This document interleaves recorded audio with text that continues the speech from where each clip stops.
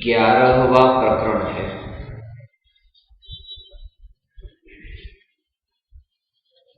11वीं चैतन्य दिशा। इस प्रकरण का क्रम और इस प्रकरण का विषय दोनों का मेल भी ऐसे सहज खाया। प्रकरण भी 11वें क्रम पर है और 11वीं दिशा की चर्चा, और इस 11वीं दिशा का ही दूसरा नाम पूज्य गुरुदेव श्री की भाषा में कहे तो 11वां चैतन्य प्राण है। लोक में 10 प्राण से तो हम परिचित हैं कि हमारा जो जीवन है वो 10 प्राण से चलता है। 5 इंद्रिय, मन वचन काया, जिसे एक शब्द में कहे 3 बल और आयु और श्वासोच्छ्वास। ये जो 10 प्राण है, उन 10 प्राणों से तो ये मनुष्य जीवन चलता है, परंतु यह जो त्रिकाली ध्रुव भगवान आत्मा का जो जीवन है वो 10 प्राण से जीवित नहीं, वह चैतन्य प्राण से जीवित है। और इसलिए 47 शक्तियों में पहली ही शक्ति है जो जीवत्व शक्ति। जीवत्व शक्ति का अर्थ ही यह है कि आहार और पानी से मैं जीवित नहीं हूं, न ही आयु कर्म के उदय से जीवित हूं। आहार और पानी से मेरा जीवन नहीं है और न ही आयुष्य कर्म के उदय से जीवित हूं, क्योंकि आहार पानी और आयुष्य का उदय इस मनुष्य जीवन के जीने में निमित्त होते हैं, परंतु चैतन्य जीवन के जीने के लिए नहीं।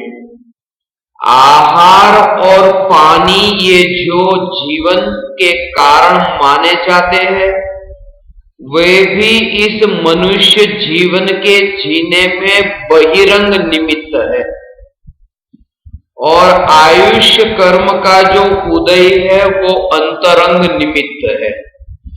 इस प्रकार से निमित्त 2 प्रकार के होते हैं, बहिरंग निमित्त और अंतरंग निमित्त। और जहां इस संबंधी स्पष्टीकरण किया गया है कि निमित्त से कार्य नहीं होता है, वहां ये नहीं कहा कि बहिरंग निमित्त से कार्य नहीं होता है, अंतरंग निमित्त से कार्य होता है। वहां सीधी सी इतनी ही बात कही कि निमित्त से कार्य नहीं होता है। उसका अर्थ यह हुआ कि आहार पानी से जैसे मैं जीवित नहीं हूं, ऐसे ही आयुष्य कर्म के उदय से भी मैं जीवित नहीं हूं, क्योंकि निमित्त के कारण मेरा जीवन नहीं है। मेरा जो जीवन है वह उपादान के कारण है, और ये जो चैतन्य का जो जीवन है, यह जानना जानना जानना जानना, ये निरंतर जो जानना जानना जानना ये कार्य हो रहा है, बस इसी कार्य का नाम चैतन्य जीवन। और उस जीवन की चर्चा समय सार के परिशिष्ट में 47 शक्तियों के प्रकरण में मैं चैतन्य जीवन से जीवित हूं, उसके संबंध में ये बात कही। इसलिए ये जागृति कि ये जिस देह में हम रहते हैं, इस देह में शरीर में खून बहता ही रहता है, रक्त वहन निरंतर होता ही रहता है। तो ये जो ब्लड सर्कुलेशन है वो रक्त वहन है, खून का बहना है, वो निरंतर हो ही रहा है। यदि किसी व्यक्ति को यह विचार आए कि खून बहुत दौड़ रहा है, अब मैं उसे आराम दे दूं, थोड़ी देर के लिए वो आराम कर ले, यदि उस खून को आराम कराया जाए तो वहां पर ही तत्क्षण ही मृत्यु होगी, क्योंकि खून का दौड़ना ही तो जीवन है इस शरीर का। ऐसे ही प्रति समय आत्मा में जो ये जानना जानना जानना जानना जानना जानना ये जो कार्य हो रहा है, बस उस कार्य से ही तो चैतन्य जीवन है, उससे ही तो मेरा जीवन है। इसलिए वो जानने के कार्य का और खून के दौड़ने का एक साथ दृष्टांत इसलिए दिया कि निरंतर ये जो चैतन्य में जो जानने रूप परिणमन हो रहा है और उस परिणमन में भी चैतन्यपना जो ध्रुव नित्य टिक्कर के जैसा है ऐसा रहने वाला, उस ध्रुव चैतन्य तत्व की सत्ता के बाहर, चैतन्य की सत्ता के बाहर कहीं भी मेरी सत्ता नहीं है। उतना ही वहां पर भेद ज्ञान का बोध बना रहता है। बेटा पेट में है और लात मारता है। अब लात वहां पर बेटा पेट में मारता है, मां को बोध हो रहा है, ये पता चलता है कि वहां पर बेटा घूम रहा है। ये जो कार्य हो रहा है, ये बेटे का घूमने का कार्य, उनका हिलने का कार्य, उस बेटे का वहां हिलने का कार्य थोड़ा भी होता है, मां को पता चलता है। अब उस कार्य में ये जो घूमने का कार्य हुआ वो ज्ञान, और ये मेरा बेटा है ऐसा मोह, और ये जो दोनों ही एक साथ में जो लगते हैं कि मेरा बेटा अभी यहां पर लात मारता है, तो उसमें से ही ये भेद करके स्वभाव को अलग निकाले। जितना ज्ञान हुआ है कि ये लात लगी है, बस वो जाना कि लात लगी है, बस वो तो है आत्मा का स्वभाव। उस स्वभाव की ओर कि सिर्फ मेरा कार्य क्या है कि मैंने जाना कि ऐसा यहां पर मैंने जाना, और वो जो मेरा बेटा है उसने ये किया, मेरा अपनापन जोड़ करके उस क्रिया को ऐसा जानना, बस उसी से संसार हुआ। वहां सिर्फ जो जानने का कार्य हो रहा था, जिसमें मोह मिलता नहीं है, जुड़ता नहीं है, और सिर्फ अत्यंत दूर से ज्ञान ने जाना कि ऐसा हुआ। इसलिए मकान में आग लगने पर उस आग को भी जानना, उस समय जो जानने का कार्य हो रहा है वह आत्मा का स्वभाव है। और ये मेरा मकान जल गया, मैं मर गया, मेरा सब कुछ लुट गया, ऐसे जो विकल्पों की तरंग है वह स्वभाव नहीं। अब वहां इतना तो जानना कि ये विकल्पों की तरंग जो उठती है, उन तरंगों को भी जो सहज रूप से जानने वाला ऐसा जो ज्ञान, जो मकान को भी जानता है, और मकान में आग लगने के कारण जो तरंगे उत्पन्न होती है उस तरंग को भी जो जानता है, ऐसा जो निर्लेप रहने वाला ज्ञान, बस वो ज्ञान ही चैतन्य, उस चैतन्य में एकता कि यही मैं हूं, इसका नाम सम्यक दर्शन है। और जिस पर्याय में ये यात्रा प्रारंभ हुई, तब से लेकर के 11वीं चैतन्य दिशा की यात्रा प्रारंभ हुई।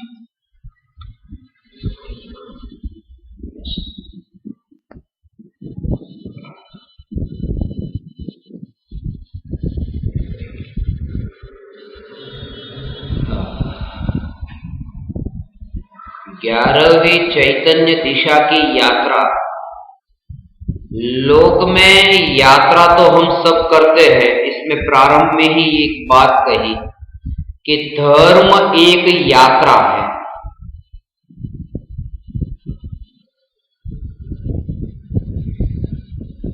मुनियों का जो विहार कहा है, उस विहार के पीछे एक गहन ये रहस्य है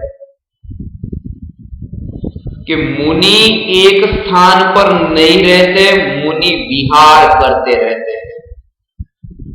और विहार करते रहते हैं, उसका भाव यह है कि मुनि वे हैं जो गति करते रहते हैं, गति करते रहते हैं। और निरंतर गति करते रहे उनका नाम मुनि है। कहने का अर्थ यह है कि आत्मा की परिणति जो है वो प्रति समय शुद्धता से परम विशुद्धि की ओर वह गति ही करती रहे। परिणति, आत्मा की जो पर्याय वो प्रति समय शुद्धता की ओर, शुद्धता की ओर, शुद्धता की ओर, शुद्धता की ओर गति करती रहे, वो ठहर न जाए। उसकी शुद्धता की ओर से लेकर परम विशुद्धि की ओर वो गति, वो निरंतर शुरू रहे, वो रुके नहीं, वो संतुष्ट न हो, वो अटक न जाए। बस वो जो गति है वही धर्म है। इसलिए हमने धर्म द्रव्य के लिए भी जो शब्द चुना है उसकी परिभाषा में भी हमने यही कहा, गति का नाम वो धर्म है। ये तीसरा द्रव्य जो कहा, धर्म और अधर्म, जीव, पुद्गल, धर्म, अधर्म, आकाश काल, गति करने में सहायक वो गति सो धर्म, अगति सो अधर्म। उसका उससे कोई लेना देना नहीं है, परंतु भाव यह है कि पर्याय में, परिणति में प्रति समय जितनी शुद्धि की वृद्धि की और गति होती है, बस वही धर्म है। इसलिए धर्म एक यात्रा है।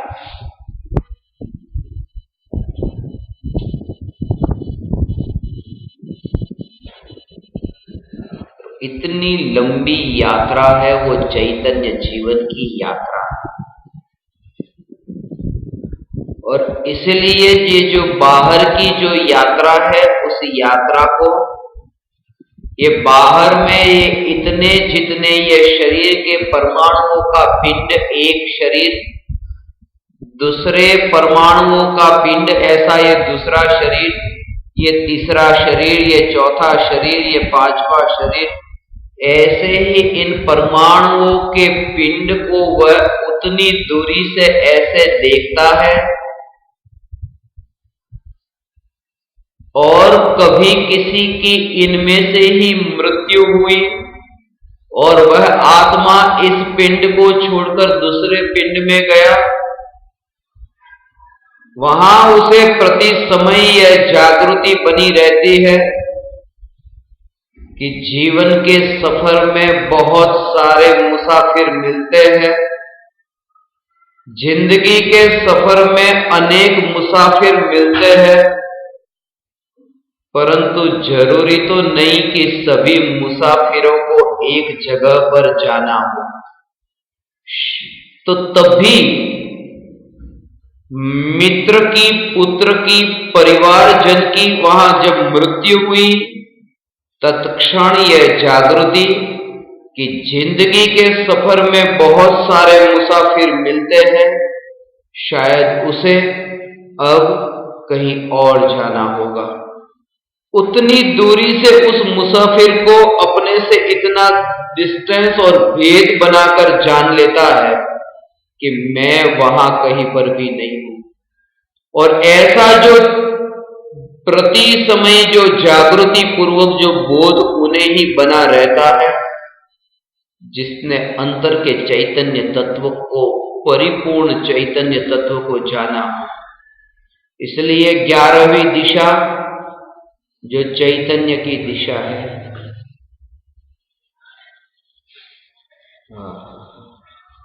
ऐसी जो 11वीं चैतन्य दिशा की यात्रा,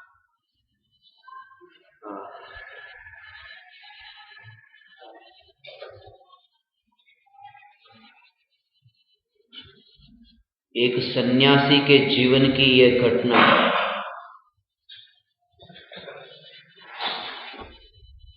उसे पता चला कि कोई परदेसी राजा कल उस पर आक्रमण करने वाला है। इस बात का उसे जैसे ही पता चला और जिसने ये संदेश दिया कि कल कोई परदेशी राजा तुम पर आक्रमण करने वाला है, उस सन्यासी ने उत्तर दिया, मुझे इस बात का कोई भय नहीं, आने दो उस परदेशी राजा को, मैं अपने किले में छुप जाऊंगा। कहने वाले ने, समाचार देने वाले ने आश्चर्यचकित होते हुए पूछा कि कौन सा किला है तुम्हारे पास कि जिसके अंदर तुम ऐसे छुप जाओगे? तब उस ज्ञानी ने कहा, वो चैतन्य का जो किला है, मैं उस चैतन्य में लीन हो जाऊंगा, स्थिर हो जाऊंगा कि उस चैतन्य किले को कोई छेद नहीं सकता, भेद नहीं सकता। और उस चैतन्य किले में मैं ऐसा स्वयं को सुरक्षित अनुभव करता हूं कि उस चैतन्य किले के बल पर ही वो बाहर का राजा तो दूर, परंतु राजा आएगा ऐसा जो यहां विकल्प होता है, वह विकल्प भी उस चैतन्य किले में प्रविष्ट नहीं हो सकता, प्रवेश नहीं कर सकता। ऐसा जो चैतन्य किला है, उस चैतन्य की यात्रा को ही यहां 11वीं दिशा की यात्रा कही है। वह यात्रा चलते चलते चलते हो ऐसी यात्रा नहीं है, ये पर्याय की यात्रा है। ऐसा पर्याय का स्वरूप है कि प्रति समय जब ये वस्तु यहां से गजपंथा की ओर, देवलाली की ओर, मुंबई की ओर ये गति करती है, ऐसी ये गति इसकी हो रही है। जब ये गति होती है उस समय उसमें एक परिणमन रूप निरंतर कार्य भी हो रहा है। एक तो ये गति हो रही है और ये परिणमन उसके अंदर प्रति समय कहीं ना कहीं ऐसा परिणमन परिणमन परिणमन चालू ही चालू। ऐसे ही एक प्रदेश से दूसरे प्रदेश की और यात्रा करने का नाम यात्रा नहीं, परंतु जैसे यहां इसके पर्याय का जो परिणमन रूप, ऐसे ही यहां जानना जानना जानना, ऐसी जो अंतर की जानने रूप जो पर्याय का परिणमन है, वो यात्रा इस देह के साथ यहां से वहां जाता है, वो यात्रा नहीं। इसलिए उसे धर्म कहा और धर्म एक यात्रा है, क्योंकि धर्म को यात्रा कहने का प्रयोजन यह है क्योंकि वह यात्रा कहीं जीव को पहुंचाती है, बाकी यात्रा भटकाती है। वो भयभीत है, बाकी जो यात्रा है उसमें भय छुपा हुआ। आपने कोल्हू के बेल के बारे में सुना होगा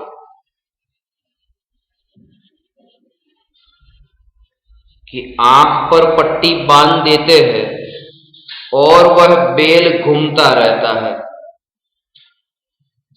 घूमता रहता है, घूमता रहता है।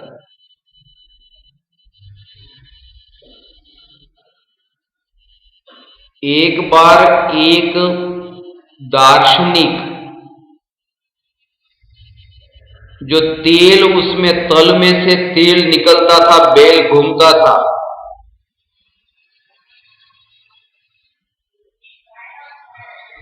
तो वहां तेल लेने गया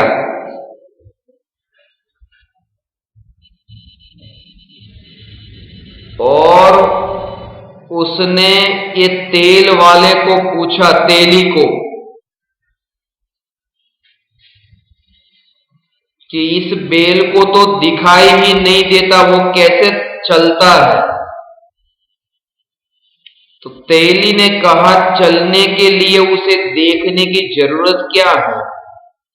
वो उधर ही तो घूमना है।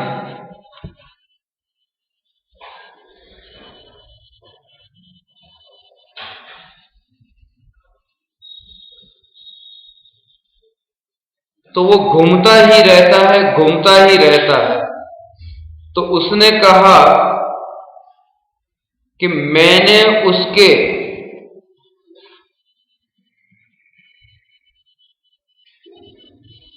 आंख पर पट्टी बांध दी है, तो बैल को पता ही नहीं चलता कि मैं पीछे हूं या नहीं हूं। उसके दिमाग में यही रहता है कि मैं पीछे हूं। और मुझे भी पता है कि वो चलता रहता है। तो उस दार्शनिक ने उसे पूछा कि ऐसा हो कि बैल कभी रुक जाए और तुम काम करते रहो, तो तुम्हें पता ही न चले कि वो चलता है कि नहीं चलता। तो उसने कहा इसीलिए तो मैंने बैल के गले में घंट बांध के रखा है कि वो चलता रहे तो उसकी घंटी बजती रहती है। मैं कहीं पर भी घर में रहूं तो भी मुझे पता है कि वो बाहर चल रहा है। वो घंटी से पता चल जाता है। फिर दार्शनिक ने पूछा ऐसा भी तो हो सकता है कि वो एक जगह खड़ा रह के ही घंटी बजाता रहे, सिर हिलाता रहे और चले ही नहीं। तब तेली ने कहा कि तुमने तेल यदि खरीद लिया है तो चुपचाप निकल जाओ। ये बेल मेरा सुन लेगा तो कल से लेने के देने पड़ जाएंगे। उसे पता नहीं है कि ऐसा भी कुछ हो सकता है। और मैं बहुत भयभीत हूं कि कल यदि बेल को यह पता चल गया तो मेरा व्यापार सब चौपट हो जाएगा। बहुत चिंता में हूं। और सचमुच ही वे सब चिंता में होते हैं जिनकी यात्रा वो बैल की तरह होती है, जो घूमता रहता है, सुबह से शाम तक पहुंचता कहीं भी नहीं है। उसका एक ही कारण है कि गति के साथ यदि दिशा का बोध न हो तो गति तो होती है परंतु प्रगति नहीं होती है। प्रगति वहां पर होती है जहां गति भी हो और गति के साथ दिशा का बोध भी हो। और हमारी जो गति है वो सिर्फ गति है जिसमें दिशा का कोई बोध नहीं। और इसलिए यहां कहा कि हमारी यात्रा यात्रा ही नहीं है, क्योंकि वो भटकाने वाली है, पहुंचाने वाली नहीं। हमारी यात्रा वो सांप सीढ़ी वाली यात्रा है। कहीं भी ऊपर जाए फिर वहां से नीचे आए, ऊपर जाए नीचे आए।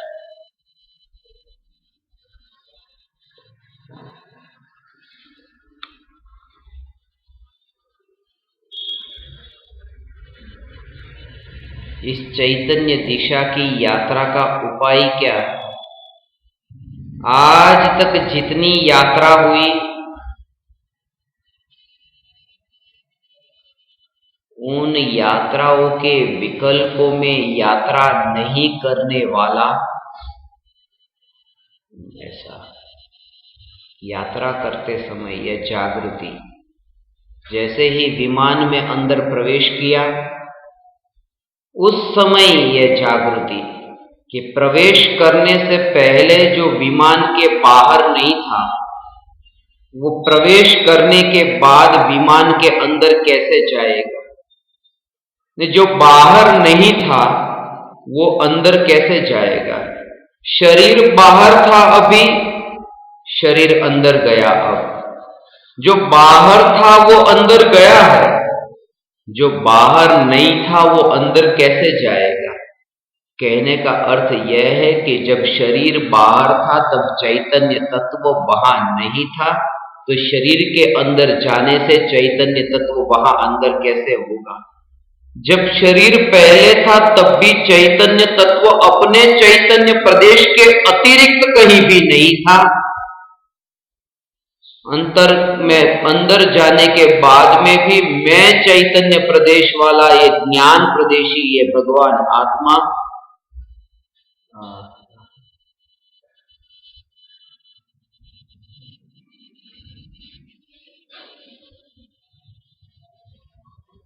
वो इतना दूर से कैसे देखता है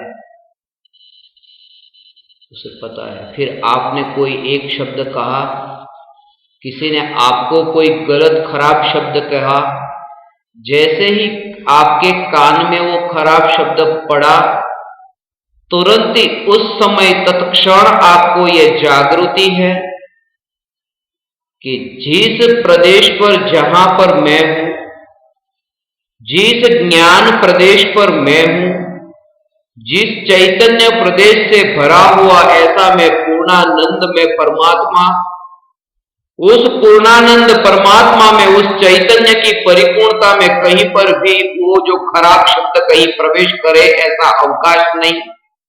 ऐसा मैं परिपूर्ण ज्ञान और आनंद से ऐसा मैं परिपूर्ण ये भगवान आत्मा जो देह में ये यहां पर ये पूरे देह में ऐसा ये लग रहा है, परंतु जो अपने चैतन्य पने में से बाहर कभी निकला नहीं, निकल सकता नहीं, ऐसा प्रत्येक परिपूर्ण ये परमात्मा।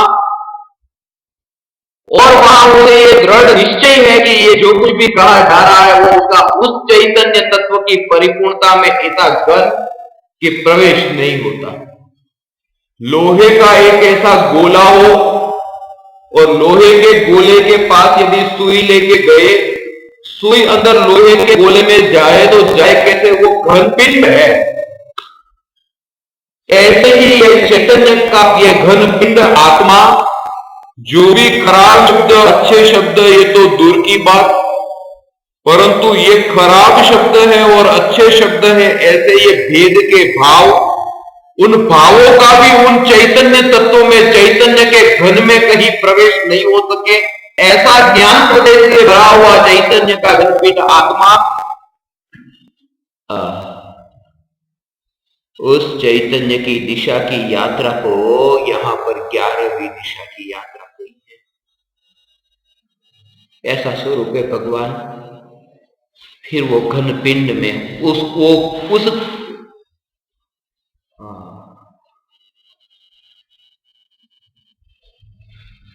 उस किले में वो जाके अंदर चला गया।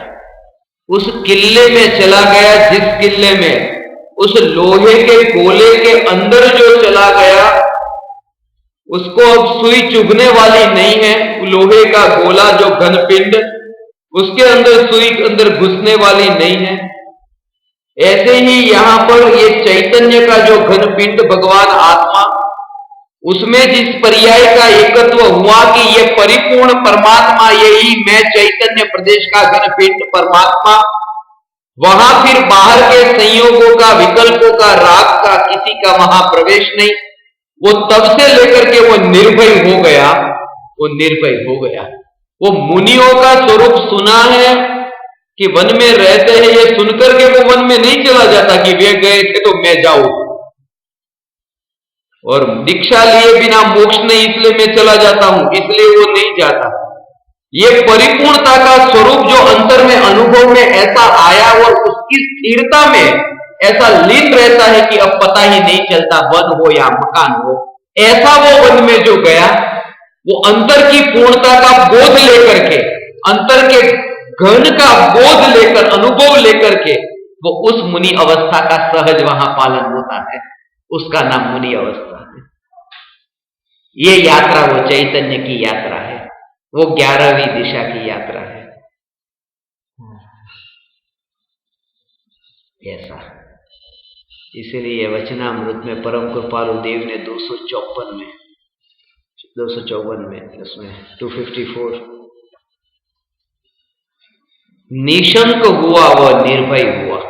निशंक वो निर्भय, निर्भय हुआ वो निसंग हुआ।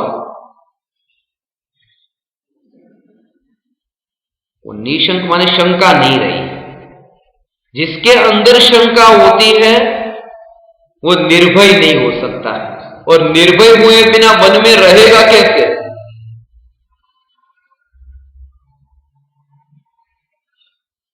कि वाघ आ गया, वाघ आ गया, वाघ आ गया तो भागेगा?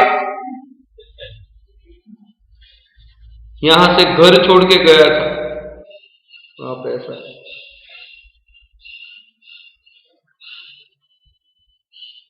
इसलिए पहले से ही वो उस चैतन्य की गुफा में जाके छुप गया है। चैतन्य की गुफा में जाके छुपने वाला ऐसा जो यह आत्मा उस गुफा के अंदर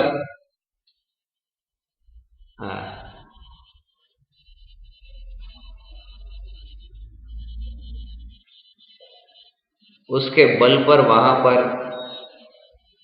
ऐसी अंतर परिणति निर्मल होती है कि उस अंतर परिणति की निर्मलता के बल पर, वो निशंकता के बल पर वो निर्भय हुआ है। निशंक माने अब शंका नहीं रही। शंका किसमें नहीं रही? वो शंका नहीं। इसलिए आचार्य अमृतचंद्र देव ने, कुंदकुंद आचार्य ने समयसार में जिस प्रकार से यह स्पष्टीकरण किया, आगम में कहीं पर भी उस प्रकार का स्पष्टीकरण नहीं मिलता।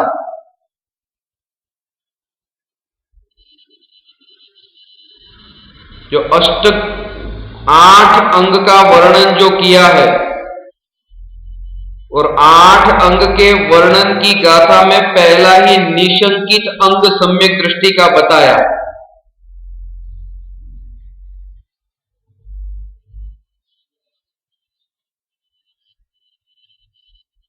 और उसमें 6 श्लोक जो लिखे 7 भय को बताने के लिए कि सम्यक दृष्टि 7 भयों से रहित होते हैं, उसमें 6 श्लोक है, एक एक भय का एक श्लोक, 7 भय के 6 श्लोक है। पहले 2 भय एक साथ में ले लिए, इहलोक और परलोक। इहलोक, इस लोक का भय कि जब तक मैं रहूंगा तब तक पैसे रहेंगे या नहीं रहेंगे, तब तक बराबर सब ठीक ठाक रहेगा कि नहीं रहेगा, जब तक जीऊंगा तब तक। या आधे रास्ते से ही कोई कह दे कि चलो अब लिख दो यहां पर कि आज के बाद मुंबई नहीं जाओगे, ना ना ना अभी नहीं हो सकता, एक बार तो जाके आता। वो इहलोक का जो भय है, और परलोक का कि इस भव में जो मिला है ऐसा अगले भव में मिलेगा कि नहीं मिलेगा, ऐसा जो भय, वो दोनों भय छूट जाने का नाम इहलोक और परलोक। क्योंकि जहां जाना कि चैतन्य जीवन ही मेरा जीवन है, अब यहां जो मिला वो भी मेरा नहीं, तो परभव में मिला वो मेरा कैसे होगा? ये साहसियों का काम है, सिर्फ सुनने वालों का काम नहीं। ये स्पर्शना जिसे हुई है उनकी ये बात है, वो निशंक हो गया। और निशंक का भाव वहां पर ये बताया, 6 ढाला में जो अर्थ किया है और समयसार में जो अर्थ किया है, बहुत बड़ा अंतर है।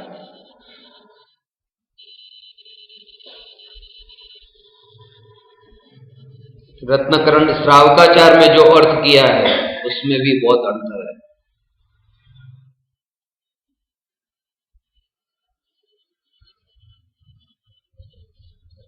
मोक्ष मार्ग प्रकाशक में जो अर्थ किया है, समयसार में जो अर्थ है ऐसा अर्थ कहीं नहीं है। वहां तो इतना कहा, जिन वच में शंका न था,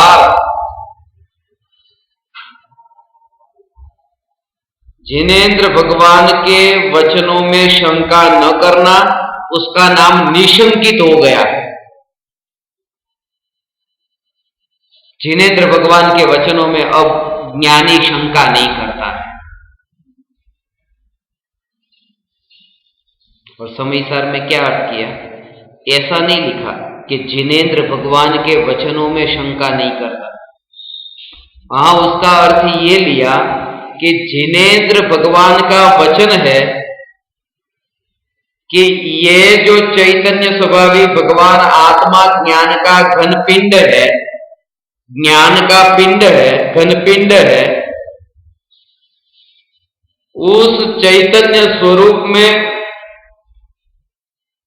कि यह जो ज्ञान का घनपिंड है वही मैं आत्मा हूं,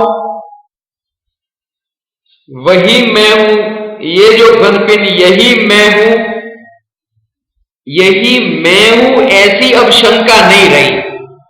जिनेंद्र भगवान की वाणी की बात ऐसा नहीं लिखा, परंतु ये ज्ञान का घनपिंड भगवान आत्मा यही मैं हूं, ऐसी अब शंका न रही, उसका नाम है निशंकितन प्रकट हुआ। और इसलिए वो निर्भय हुआ कि यही मैं हूं, उसमें शंका नहीं रही, तो अब भय किस बात का। इसलिए जिनको ऐसा लगता हो कि हमें तो भगवान की वाणी पर शंका नहीं होती, या लिखा है वो झूठा थोड़ी लिखा होगा, तो हमें निशंकित अंग कहा जाएगा कि नहीं, कि शंका नहीं होती, तो कि नहीं। जब फिर वितरागी परमात्मा ने चैतन्य के घनपिंड को यह स्वरूप बताया कि यही तुम हो, और जब जीव ने अनुभव से यह माना कि यही चैतन्य का घनपिंड मैं हूं, तब अब उसे भगवान की वाणी में शंका नहीं है, अनुभव हुआ, और तब से वो निर्भय हुआ। उससे पहले जो कहता था इसमें लिखा है मुझे भरोसा है मैं नित्य हूं, तो अभी चलो अभी बीच रास्ते से ही यदि घर जाने से पहले ही मोक्ष जाने को भी मिले ना तो जाएगा नहीं, मरने की बात तो दूर।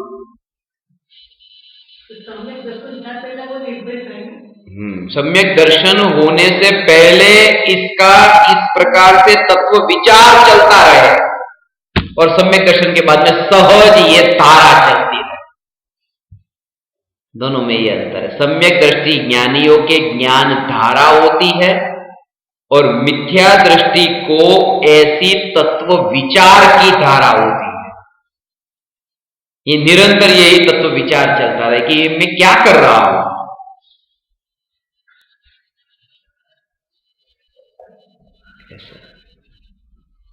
इसलिए कहा ना कि यात्रा करते समय बीच रास्ते में ही किसी की मृत्यु का पता चले तो कितना बुरा लगता है कि अरे पूरा मूड खराब कर दिया। वेवाण का बताया था, बीच रास्ते में ही पता चले अमेरिका जा रहे हो बैग भर के 2-2 महीने से तैयारी करके, और वेवाण मर गए, और फोन आया कि अरे वेवाण को भी आज ही जाना था। अंदर से ऐसा भाव आता है कि गए आज ही जाना था, जाते जाते भी मेरा अमेरिका का प्रोग्राम कैंसिल करते गए। वैसे तो बहुत बार हैरान किया जिंदा, अब मरने के बाद में भी ये हैरान करना बाकी था। इतने इतने विचार आ जाते और बोलते नहीं आप किसी को, अच्छा ठीक है हम आके आगे आगे। तो उस समय वो कितनी बड़ी माया भी हो रही है, अंदर में क्या चलता है और बाहर में, हाँ जल्दी पहुंच ही रहे बस अब, मगर विचार है कि ये क्या है।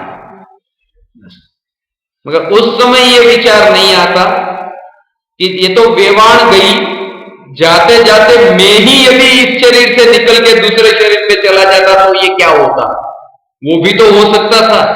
तो धन्य समझो अभी कि वेवाण ही गए हैं। ऐसा, और एक स्थिति ऐसी आए कि वेवाण तो पराए है ना, गए सो गए, और एक स्थिति ऐसी आए कि ये शरीर जब शमशान की ओर जाए तब भी ये ऐसी जागृति के वेवाण गए तो गए। ये मेरे में कुछ नहीं हुआ, वो चैतन्य का घनपिंड, उसे वेवाण देखे। वेवाण कौन, वो नहीं, ये जो संबंध माना था सिर्फ कल्पना में,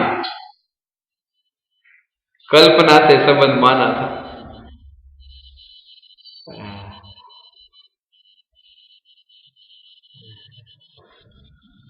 इसलिए पूर्व के समस्त आग्रहों को एक और रख के इस चैतन्य की चर्चा को वो सुनता है। ऐसा चैतन्य स्वरूप, चैतन्य का घन पिंड, उसमें अब शंका नहीं होती कि यही मैं हूं। उसके बल पर अब जो यात्रा चलती है,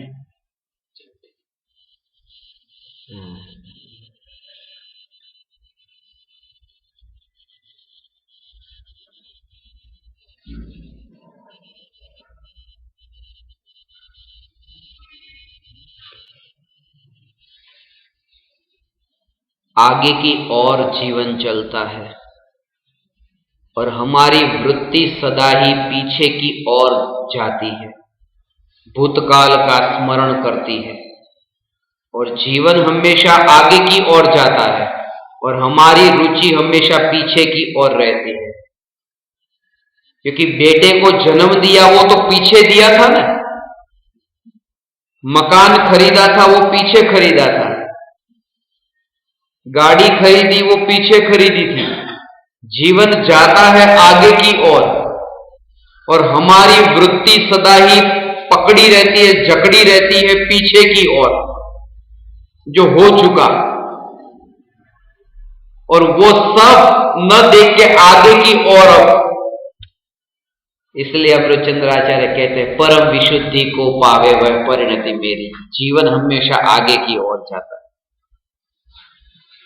हम गाड़ी चलाते हैं, हम पीछे नहीं देखते हैं, हम आगे देखते हैं, आगे की ओर ही देखते हैं। और कभी कभी पीछे देखना पड़ता है कि कोई गाड़ी तो नहीं आती ना, मगर गाड़ी नहीं आती पीछे से या आती है पीछे से, ये देखने के लिए भी हम पीछे नहीं देखते, आगे ही देखते हैं कांच में। वो कांच तो आगे है ना, पीछे नहीं है।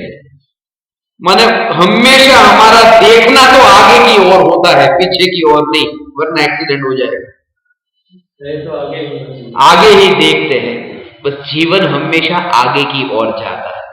ये चैतन्य की जो यात्रा है उसमें भूतकाल की जितनी भी भरी हुई चित्र विचित्र कल्पना है उसे उखाड़ कर नीचे को बाहर फेंक देता है। एक स्वप्नवत जो था वो देख लिया। अज्ञानता से ये जितना भी माना सो माना।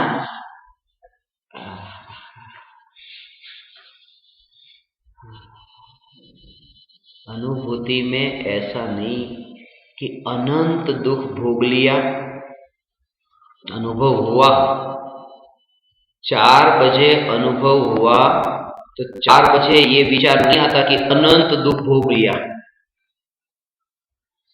4 बजे अनुभव हुआ कि अनंत दुख भोग लिया, बस आज से मेरा दुख गया, ऐसा नहीं। अनुभव हुआ तो अनादि अनंत मैंने कुछ भोगा नहीं, जानने के अतिरिक्त कुछ नहीं, ऐसा दृढ़ स्वभाव का जो कि मैंने कुछ किया नहीं। वो द्रव्य दृष्टि हुई, क्योंकि जो पर्याय में जो दुख भोगा था उस पर उसकी पकड़ नहीं है। दृष्टि का जोड़ यह है कि जिसने अनादि अनंत कुछ किया नहीं, कुछ भोगा नहीं, सिर्फ जानने वाला चैतन्य का घटपीठ वही मैं, वो है।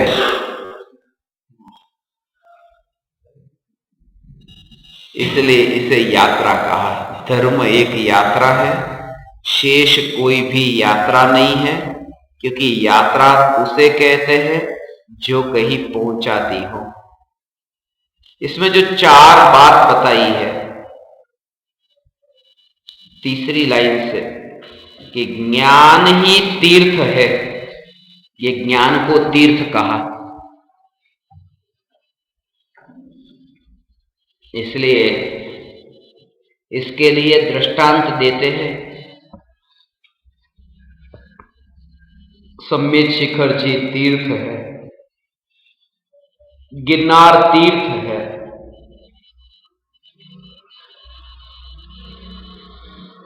राजगिरी तीर्थ है, मगर वास्तव में तो ज्ञान ही तीर्थ है। उसका भाव, वो जगह है ना, वो जगह की महिमा नहीं, उस जगह पर क्या हुआ था। इसलिए मैं कभी कभी आपको ये दृष्टांत देता हूं ना कि मुंबई में किसी व्यक्ति ने मुझे 1 करोड़ रुपए दिए और वह 1 करोड़ रुपए लेकर मैं गांव आया और यहां 1 करोड़ रुपए रखे और मुझे उस जगह की याद आई कि अरे मुंबई में उस जगह मुझे किसी ने 1 करोड़ रुपए दिए थे, वो जगह बहुत अच्छी है, लाओ मैं जाता हूं। और वहां उस जगह पर जाकर मैं बैठ गया और वहां पर बहुत अच्छी जगह, इस जगह में तो मुझे 1 करोड़ रुपए मिले, बहुत अच्छी जगह, और 1 करोड़ रुपए यहां पे गांव में छोड़ दिए और लोग आके लेते गए और लूटते गए और सब लेकर के बैर बिखेर हो गया और मैं उस जगह पे ही बैठा हूं, बहुत अच्छी जगह, यहां से मुझे 1 करोड़ मिले। तो जो मिला था उसकी तो महिमा नहीं, और जिस जगह पर मिला था उसको पकड़ के बैठा हूं। तो राजगिरी की तो बहुत महिमा आती है, परंतु राजगिरी में जो मिला था वो तो ये ज्ञान था, भगवान की दिव्य ध्वनि खिरी थी जिसमें चैतन्य परमात्मा की बात। अब वो तो यहां पर धूल खाता है शास्त्र, और वहां पर ऊपर नीचे पहाड़ ऊपर नीचे होता रहता है सुबह से शाम तक, और उस जगह पर जो मिला था उसकी महिमा नहीं है। जिस जगह पर मिला वो जगह की महिमा है, मगर वो जो मिला था उसकी महिमा नहीं है। इसलिए कहा ज्ञान ही तीर्थ है, वास्तविक तीर्थ है। उसका भाव यह है, ज्ञान ही वास्तविक तीर्थ है। ऐसा नहीं कि वहां उसकी महिमा नहीं आएगी, मगर इसे छोड़ करके तो उसकी महिमा आना मूर्खता ही होगी। इसे एक तरफ छोड़ दे और सिर्फ वहां से ऊपर नीचे होवे तो असली वैभव, तो वैभव जहां मिला था वो वैभव मूल्यवान है, वैभव मूल्यवान है। वो वैभव के कारण वो जगह मूल्यवान अपन कहते हैं, महिमावान कहते हैं। मगर जब वैभव का ही पता नहीं तो वो जगह का क्या पता पड़ेगा कि इस जगह में क्या है।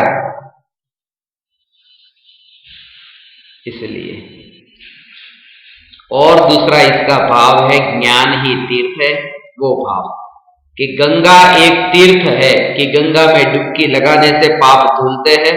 और यहां जो कहा कि ज्ञान ही गंगा है, ये जो जानना यही ज्ञान ही गंगा।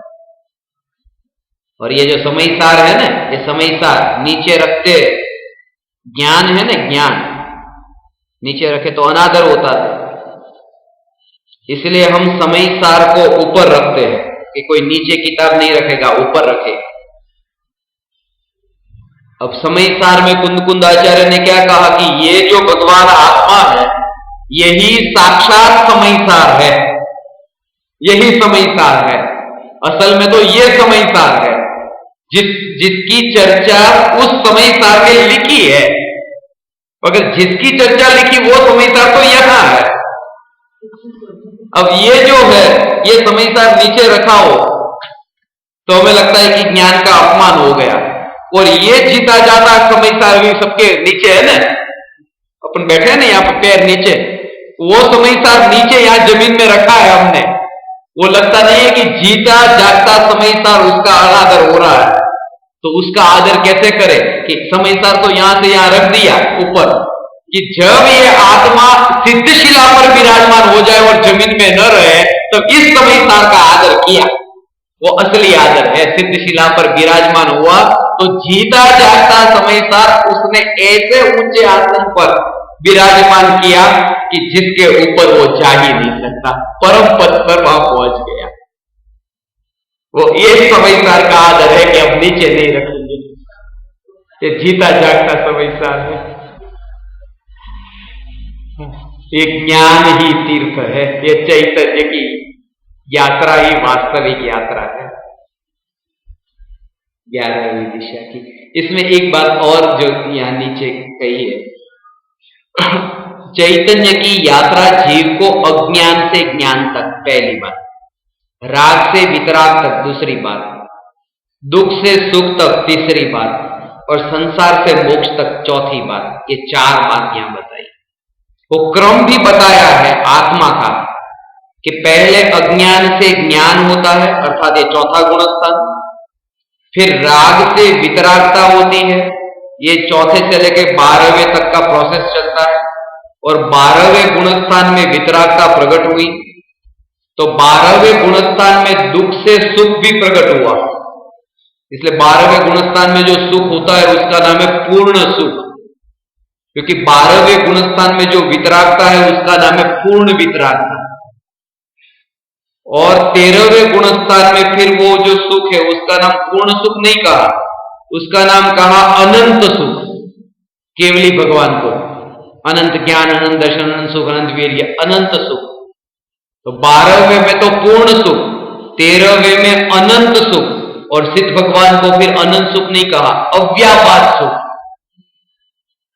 इन सबके भी भेदों का रहस्य है। ऐसा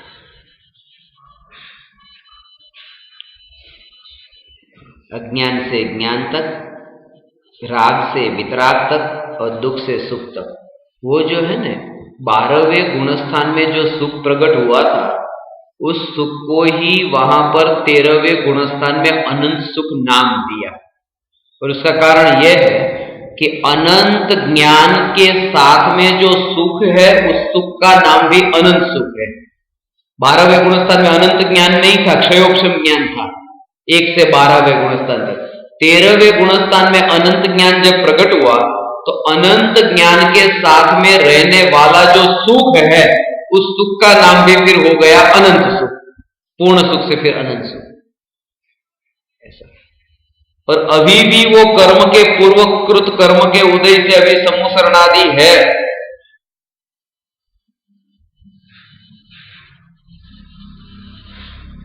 तीन स्टेज ऐसे आते हैं। पहले तो पुण्य का उदय छूटता है, फिर पाप का उदय छूटता है, फिर पुण्य का उदय छूटता है, और मुक्ति मिलती है।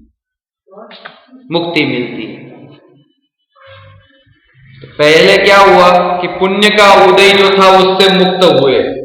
तो जब सम्यक दर्शन के बल पर तीर्थंकरों ने क्या किया कि राज्य, महल, ये जो भी था सब, रानियां, पुत्र, पत्नी, परिवार, ये सब, ये पुण्य के उदय से जो भी मिला था सब छोड़ करके वन में चले गए।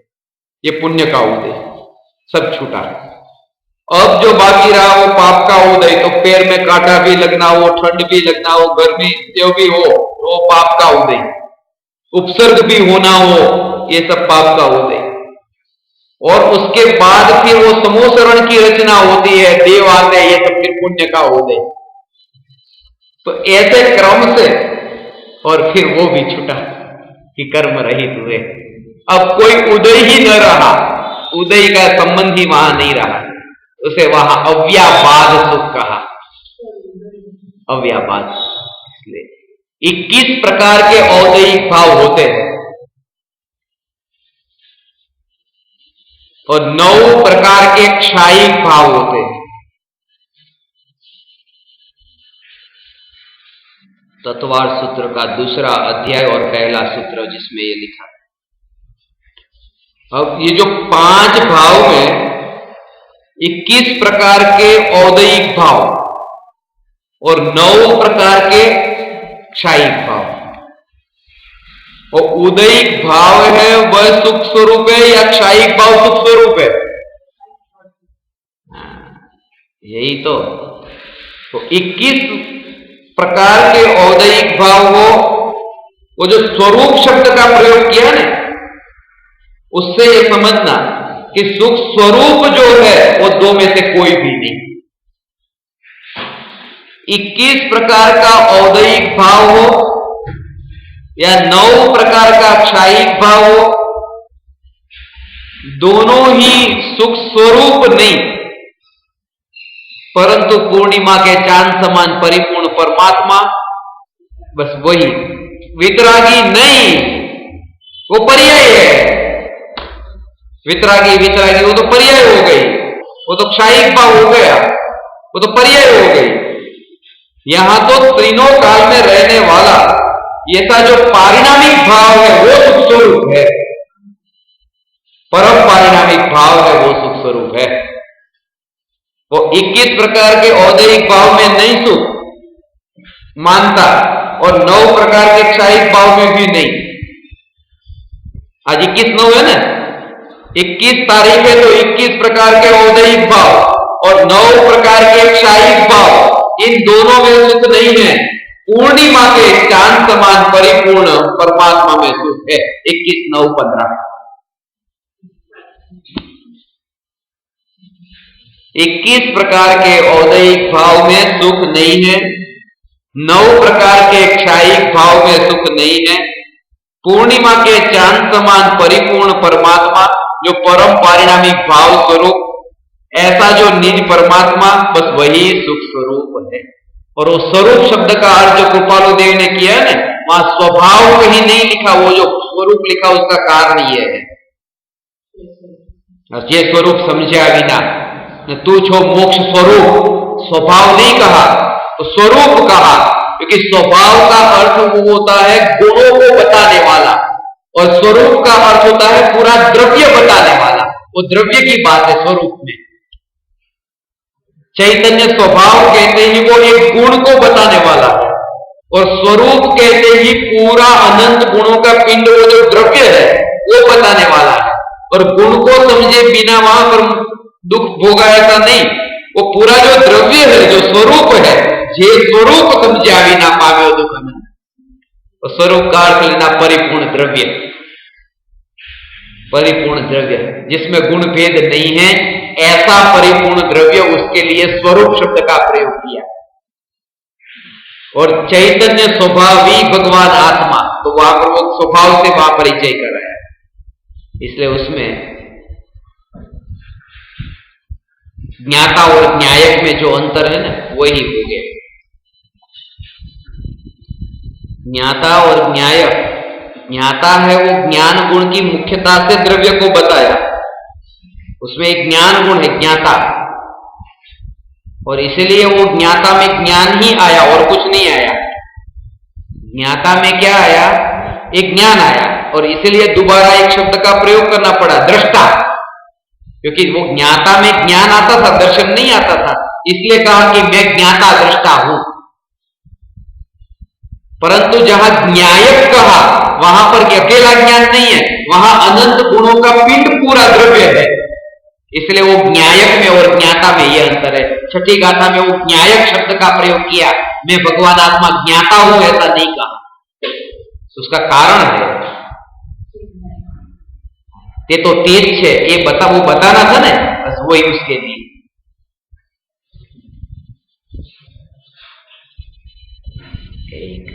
एक न्यायक भाव, एक न्यायक भाव बता, वो स्वरूप की बात है, और ज्ञाता दृष्टा वो स्वभाव की बात है, वो स्वभाव से समझाते हैं, ज्ञान दर्शन आदि ऐसे भेद करके समझाए द्रव्य को।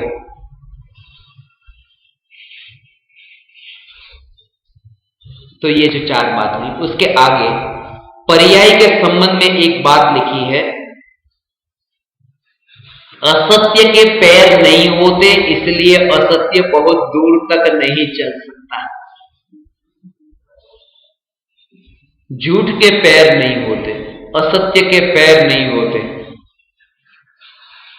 सत चैतन्य स्वभाव की अपेक्षा पर्याय असत होने से एक समय से अधिक टिकती नहीं है, वो लंबी नहीं चलती। पर्याय एक समय के बाद उस पर्याय का व्यय हो जाता है।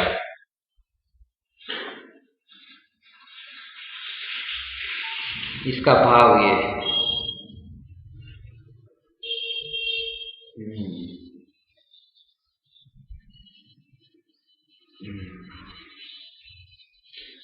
स्वर्ग में देव होना है या भगवान होना है?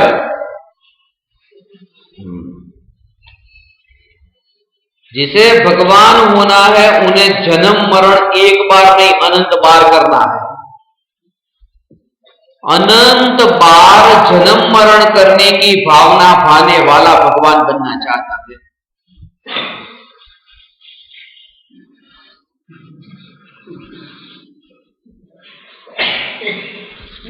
ऐसा करो तो भी फंस गए, ऐसा करो तो भी फंस गए, करे तो जो भगवान होना चाहता है वो अनंत जन्म मरण करना चाहता है। उसका भाव कि भगवान जब होगा, 4 बजे कोई भगवान हुआ, 4 बजे भगवान हुआ, तो 4 बजे के बाद जो भगवान हुआ है, हुआ ना, वो कहा द्रव्य में हुआ कि पर्याय में हुआ? पर्याय में हुआ। और भगवान होने के बाद वो पर्याय जो भगवान की है वो पलटेगी कि नहीं पलटेगी? पलटेगी। तो कितने समय पलटेगी? कि हर समय पलटेगी। तो अनंत बार पर्याय का उत्पाद होगा, जन्म होगा, और अनंत बार पर्याय का व्यय होगा, मरण होगा। तो भगवान की पर्याय जो होगी उसका अनंत जन्म मरण है। इसलिए जो भगवान होना चाहता है वो अनंत जन्म मरण करना चाहता है। तो क्या करे कि मैं भगवान हूं, बस हो गया। बस वो जोर, वो जो पर्याय पर था उसका जोर ज्ञान में ठीक है बोला आपने चारित वाणी में, जोर जो होता है वो जोर पर्याय पर नहीं होता, वो मैं हूं, वहां उसका मरण नहीं है, वो अमर हो गया। क्योंकि द्रव्य पर जोर आया, द्रव्य का मरण नहीं है। ऐसा है, भगवान होना चाहता है, वो अनंत जन्म मरण करना चाहता है।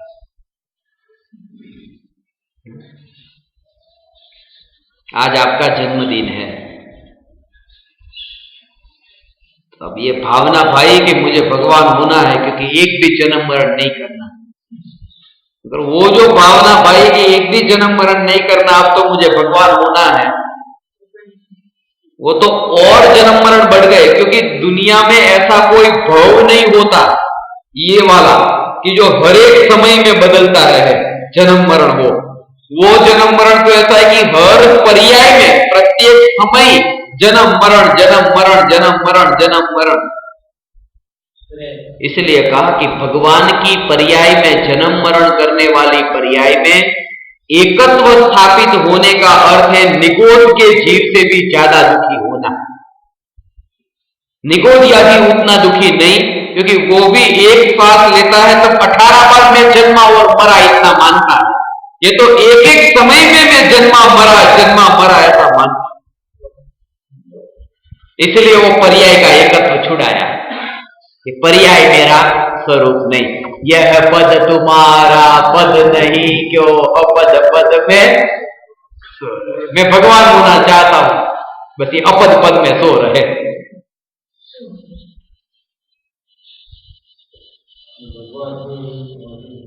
तो यहां संसार में क्यों हो? भगवान छू तो पछी, भगवान छू तो संसार में क्यों भटक रहे हो? बहुत अच्छा, बहुत अच्छा। क्योंकि जब वो झटका लग जाए कि जब मैं भगवान हूं ये कहा, तो वो चैतन्य तत्व को देखा कि चैतन्य रस से परिपूर्ण ऐसा ये द्रव्य, और उस द्रव्य का संसार परिभ्रमण नहीं है, तो मैं कहां भटका? मैं तो जानने से परिपूर्ण हूं, बस मैं भटका नहीं। अब मुंबई जाने को नहीं मिलेगा, सचमुच नहीं मिलेगा। चलेगा?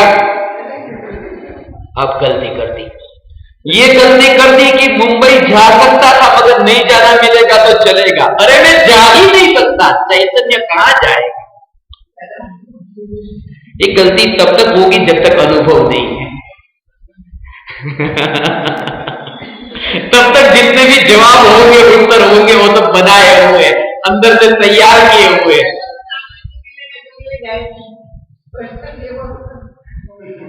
वही तो ऐसा स्वरूप है। उधार जवाब, अभी उधार जवाब है। और इसमें इसलिए ये कहा स्वभाव में स्थिर होना ही धर्म का मर्म है। और एक बात जो नीचे लिखी यात्रा के संबंध में, ज्ञानी के पद चिन्ह नहीं होते क्योंकि ज्ञानी मुक्त मन से आकाश में विचरण करते हैं। बस इसलिए ज्ञानी की नकल नहीं की जा सकती। जो व्यक्ति आकाश में उड़ता हो उनके पद चिन्ह नहीं होते। ना पगला ना हो, नीचे चालता हो ना पगला हो, ऊपर चालता हो ना पगला ना हो। नीचे चालता हो ना पगला हो तो तुम्हें नकल ही करो कि चलो आम चाला तो वो आम चालू, आम चाला तो वो आम चालू। ज्ञानी तो आकाश में चलते हैं, उनके पद चिन्ह नहीं होते, और इसलिए ज्ञानियों की नकल नहीं की जा सकती। ज्ञानियों की नकल नहीं की जा सकती। शरीर की नकल की जा सकती है, वो कैसा खाना खाते, लाओ मैं ऐसा खाना खाओ, वो कैसी थाली लेके बैठते, मैं ऐसी थाली लेके बैठूं, वो कैसे कपड़े पहनते, लाओ मैं ऐसे कपड़े पहनूं, वो कैसे चलते हैं, लाओ मैं ऐसे चलूं, ऐसी नकल कर सकता है, परंतु वो ज्ञानी का लक्षण नहीं है। अंतर की जो वितराग परिणति और अनुभव जो है, वो अनुभव वहां पर उसके पदचिन्ह थोड़ी है, वो तो मुक्त मन से, ये जो शब्द है ना, ज्ञानी मुक्त मन से आकाश में विचरण करते हैं, उसका भाव है कि निर्विकल्प अनुभूति में मन से मुक्त हो जाते हैं, वहां मन के लिए भी अवकाश नहीं है, ऐसा बताने के लिए कहा मुक्त मन से आकाश में विचरण करते हैं। और तुम सब लोग मुक्त मन से आकाश में विचरण करने के लिए हो, जमीन पर चलने के लिए हो ही नहीं, स्वयं की महिमा बताने के लिए। इसलिए वो बर्मा का एक दृष्टांत मैंने आपको कभी दिया हो तो, बर्मा में विमान गिरा तो जिस गांव में दूसरे महायुद्ध में जब ये विमान गिरा तो किसी के खेत में गिरा, तो जिसके खेत में गिरा उसने सोचा कि अरे ये तो क्या, कितनी बड़ी बस मेरे खेत में गिरी। तो था वो विमान, पहले तो उसे ऐसा लगा कि ये क्या काम में आएगा, क्योंकि दोनों तरफ ऐसे वो पंख थी, तो उसे पहले तो ये विचार आया कि मेरे जो दोनों बैल है, वो बैल को इसके साथ में जोत दूंगा तो फिर वो खेत में काम आएंगे हल चलाने के। अब विमान का क्या हाल कर दिया, हल बना दिया। फिर शहर से एक व्यक्ति आया, उस व्यक्ति ने कहा कि भाई ये हल नहीं है, ये बैलगाड़ी नहीं है, ये तो बस है, ये रास्ते पे चलती है। तो रोड पे लेके आया,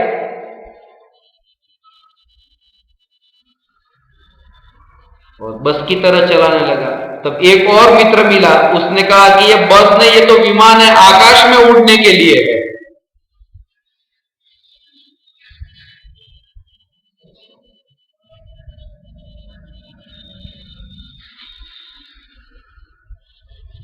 तब उसे पता चला पहली बार कि ऐसी भी कोई वस्तु, कि उस विमान की क्या हालत कर दी थी जब वो हल चला रहा था। तब इस चैतन्य परमात्मा की हमने आज ये हालत की है। यहां जो है, हम नीचे चलने के लिए नहीं है, हम सिद्ध शिला पर बैठने के लिए है। हम यहां पे चलते हैं, वो भी ऊपर नहीं चलते, नीचे जमीन में पैर खिसक कर चलते हैं, जिसका स्वभाव है मुक्त मन से आकाश में विचरण करना, वो चैतन्य स्वभाव की।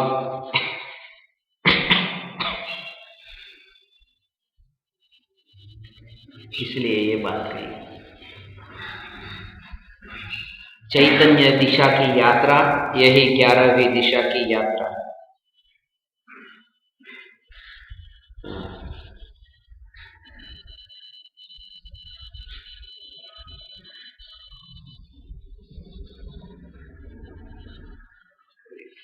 इसीलिए कहा था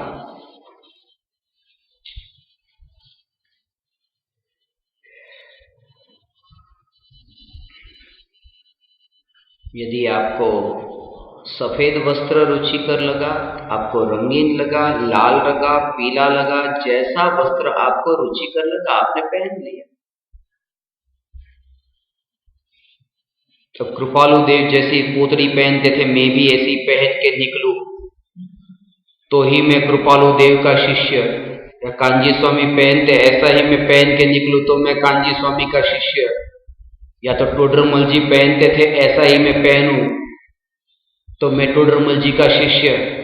अब सबका शिष्य बनना हो तो रोज जोकर बनना पड़ेगा, बहुरूपिया बनना पड़ेगा। इसलिए ज्ञानी कहते हैं कि ये जो टोडरमल जी के कपड़े, ये जो श्रीमद राजचंद्र जी के कपड़े, ये जो कांजी स्वामी के कपड़े, ये दौलत राम जी के कपड़े, ये बनारसी दास जी के कपड़े, इन सभी ज्ञानियों के कपड़े देखो और ये देखो कि किसी के भी कपड़े एक से नहीं है। उससे ये सिद्ध होता है कि कोई भी सच्चा ज्ञानी दूसरे ज्ञानी के कपड़े नहीं पहनेगा। ज्ञानियों की नकल नहीं की जा सकती। और ये सब ज्ञानी, एक बार होता तो पता चलता, दूसरे का पता चलता, तीसरे का, ये सभी ज्ञानियों के जो यदि आप फोटो देखोगे और उनके जीवनचर्या में कपड़े कैसे पहनते थे वो देखोगे तो पता चलेगा। किसी का नहीं। उसका कारण होता है, क्या होता है? क्योंकि जब उन्होंने ज्ञानियों के पास में, जैसे एक पहले ज्ञानी हुए, फिर ये दूसरे हुए, दूसरे के बाद फिर तीसरे हुए, तो ये जो ज्ञानी हुए उनका जो स्वरूप उन्होंने देखा, उनसे वाणी सुनी और आत्मा की जो बात सुनी ने, तो उन्होंने ये सुना कि आत्मा में भेद ज्ञान करे उसका नाम धर्म है, भेद ज्ञान का नाम धर्म है। तो ऐसे जब कपड़े पहने टोडरमल जी ने, ऐसे ही फिर ये पहन ले श्रीमद राजचंद्र जी, तो उनके जैसा नहीं। श्रीमद राजचंद्र जी कहते हैं कि टोडरमल जी कहा कि भेद ज्ञान जो है उसमें करो, तो मैं जो पहना हुआ हूं अभी बस उसमें ही भेद ज्ञान किया तो वही तो आत्मज्ञान है। माने जहां आप खड़े हैं वहां से ही भेद ज्ञान शुरू हो जाए, नहीं तो क्या होगा कि चक्रवर्तियों के जैसा भेद ज्ञान करने के लिए पहले चक्रवर्ती जैसे कपड़े पहनना पड़ेगा, 96,000 रानियां लानी पड़ेगी और फिर भेद ज्ञान करो कि ये मेरा स्वरूप नहीं। इसलिए सीधा सा कह दिया कि ज्ञानियों के बाहर का कुछ भी न देखकर अंतर में उन्होंने जो कहा कि ये मेरा स्वरूप नहीं, अब आपने बात को ये नीला पहना उससे भेद ज्ञान की ये कपड़े मेरे स्वरूप नहीं, आपने लाल पहना ये मेरा स्वरूप नहीं।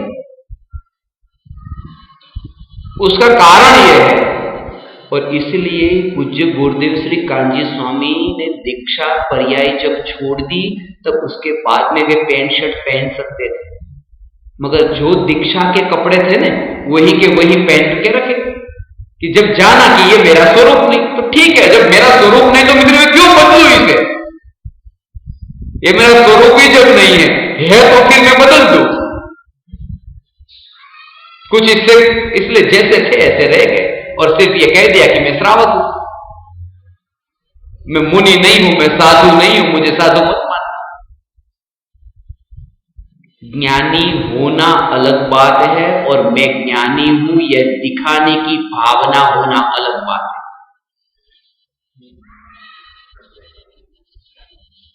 इसलिए कहा यदि ये जो पीछे ये लड़का बैठा है वो आधी चड्डी पहन के बैठा है तो भी धन्य है, उसे वो रुचिकर लगा, ठीक है वो पहन लिया।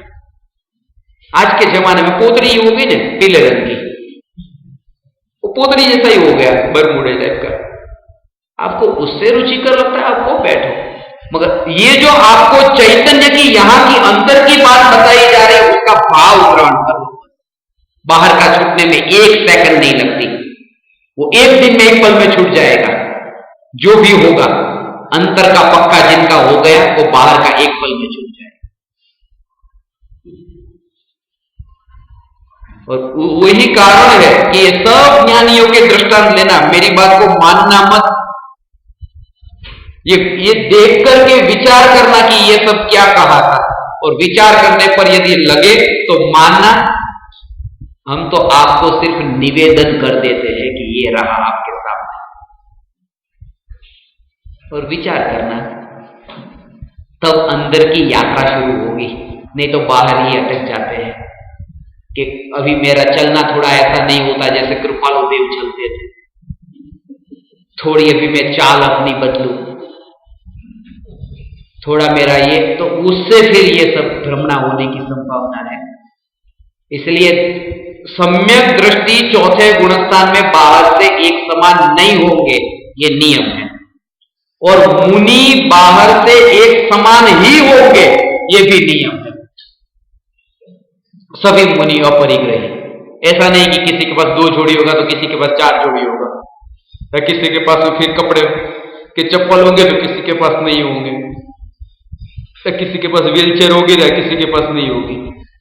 मुनियों का स्वरूप एक सा होगा, उसका कारण है क्योंकि चारित्र की बात जहां आती है वहां तो एक सा पना होता है, और चौथे गुणस्थान में श्रद्धान पर जोर है, इसलिए बाहर में भेद होता है। और ये सब चौथे, पांचवें, छठे इन सब गुणस्थानों के भेद से कभी विचार आप करेंगे तो पता चलेगा। इसलिए कहा कि पहला गुणस्थान, चौथा गुणस्थान, पांचवा गुणस्थान और छठा गुणस्थान। तो चौथे और पहले गुणस्थान में जो चारित्र होता है, चलना फिरना, घूमना, खाना पीना, उठना बैठना, ये सब एक समान होता है, एक समान।